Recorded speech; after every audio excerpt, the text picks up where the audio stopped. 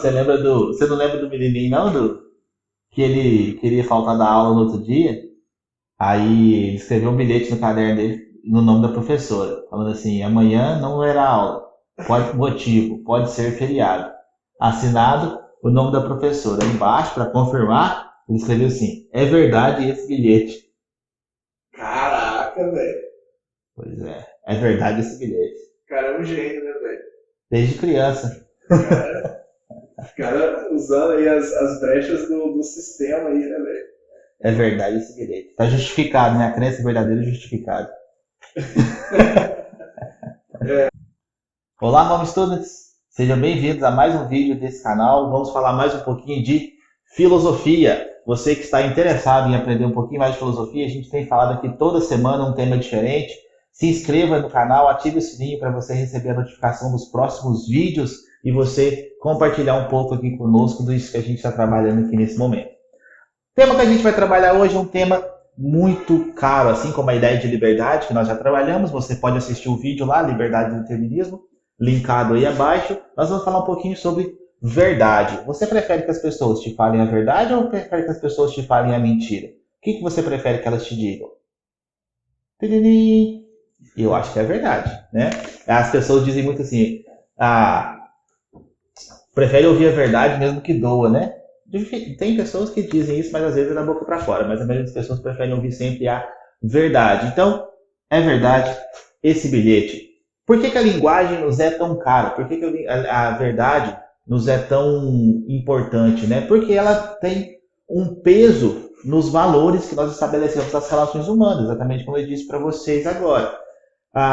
Se relacionar com alguém que fala a verdade é muito mais fácil do que se relacionar com alguém que fala mentira. Eu sempre digo o seguinte: fale a verdade sempre. Por quê? Se você falar a verdade, você nunca vai precisar se lembrar de nada. Daqui a 10 anos, se você falar a verdade hoje, daqui a 10 anos, se alguém te perguntar sobre o assunto que você falou agora, tá tranquilo, você não precisa ficar fazendo nenhum esforço mental para poder lembrar de nada. Agora, se você inventa uma história hoje, conta uma mentira hoje, daqui a 10 anos, quando alguém te perguntar sobre esse assunto, você vai ter que lembrar toda a história mentirosa que você contou. Então, o seu trabalho vai ser muito maior, né? Bom, a verdade, então, passa por uma dimensão linguística, né? Então, nós falamos da verdade, nós pressupomos a verdade quando nós estamos definindo conceitos, por exemplo. Agora, como é que a gente define a verdade? Isso seria um círculo. Por quê? Porque quando a gente vai definir o conceito de verdade, a gente estaria pressupondo que esse conceito de verdade é verdadeiro. Estranho, né? Paradoxal, mas é assim mesmo, né? Por quê? Quando eu digo, deixa eu pegar só uma caneta aqui, A, qualquer coisa que seja A, é B. Eu estou estabelecendo uma relação que pressupõe ser verdadeira entre elas, tá? Então, se eu digo verdade é qualquer coisa que eu vou tentar definir a verdade, eu estou pressupondo uma relação verdadeira entre a palavra verdade e o conceito de verdade. Mas vai ficar mais claro para a gente aqui depois, tá bom? A gente vai falar de alguns filósofos que falaram sobre a ideia de verdade.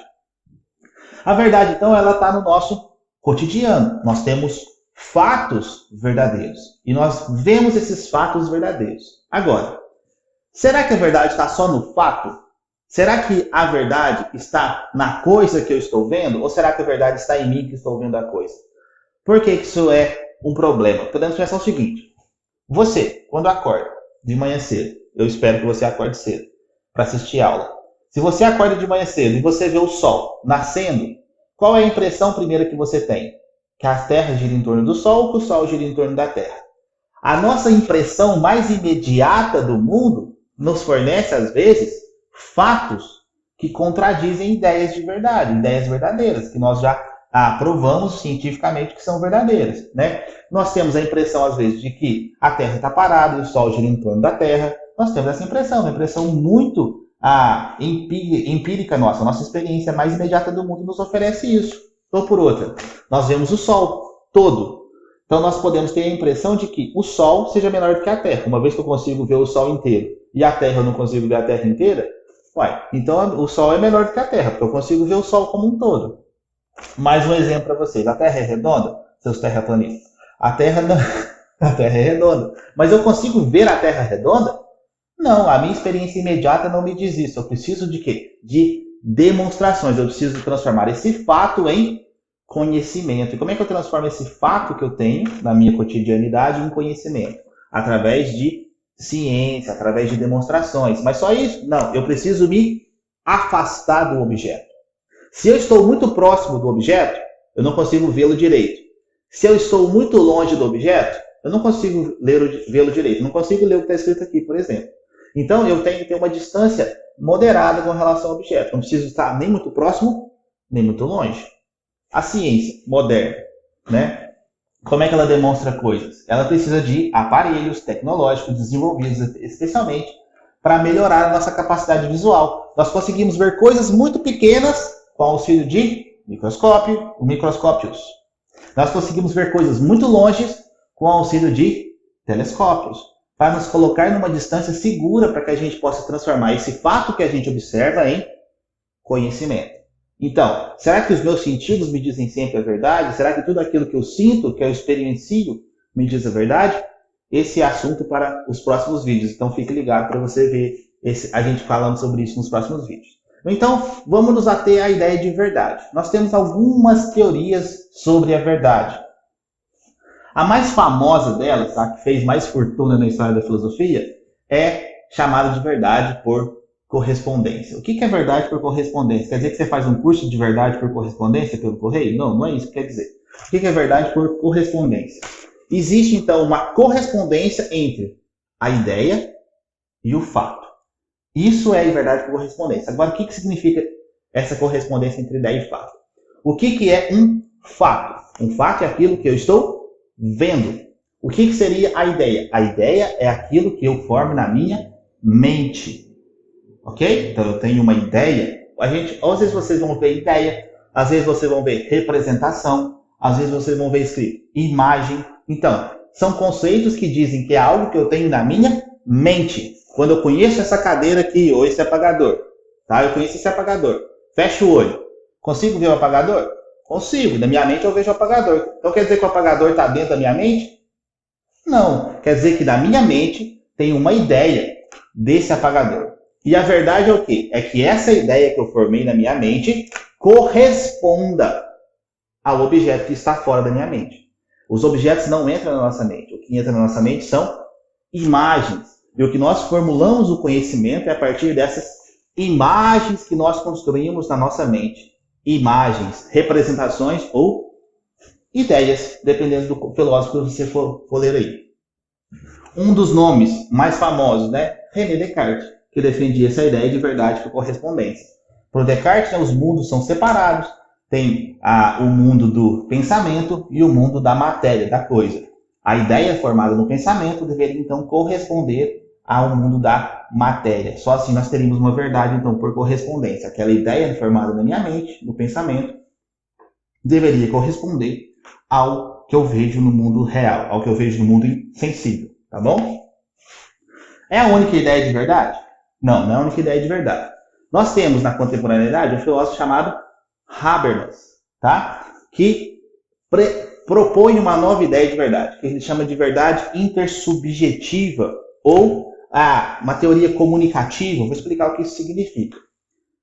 A ciência, como a gente viu no outro vídeo lá, sobre os limites da ciência, instrumentalizou a razão. Também vai estar linkado aí abaixo para você dar uma olhada. O que significa isso? Significa que a razão trabalha para um determinado fim. Ela é um instrumento, ela não é um fim em si mesma, mas ela é útil para alguma coisa. Então a razão instrumental, que a gente falou no outro vídeo, é isso, uma razão que serve para outra coisa. Para o Habermas também, a ciência pode trabalhar assim, beleza? A razão como um instrumento para produzir alguma tecnologia, por exemplo.